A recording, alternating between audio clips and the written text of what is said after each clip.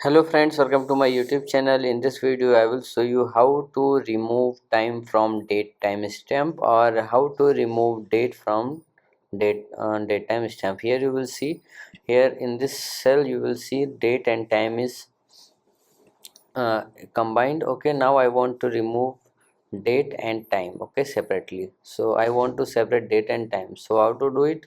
So here you will see date and time. This is cell. Now what you have to do, you have to first, you have to just, this is very simple, okay, you have to copy it, control C, then paste it here. Okay, no cell length. Okay, again copy it and paste it here. Okay, now what you have to do, now you have to select entire cell. Okay, then go to home and here you will see format option. Just click on this format cell. Okay, now in numbers here you will see date option.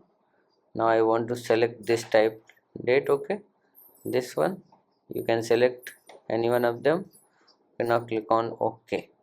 So here you will see date is separated. Now for time, just select this, go to format again, format cell, time, and I want to choose this.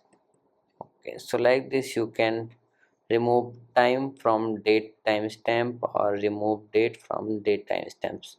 So if you like this video, please like my video and also subscribe my channel for more videos like this. Thanks for watching.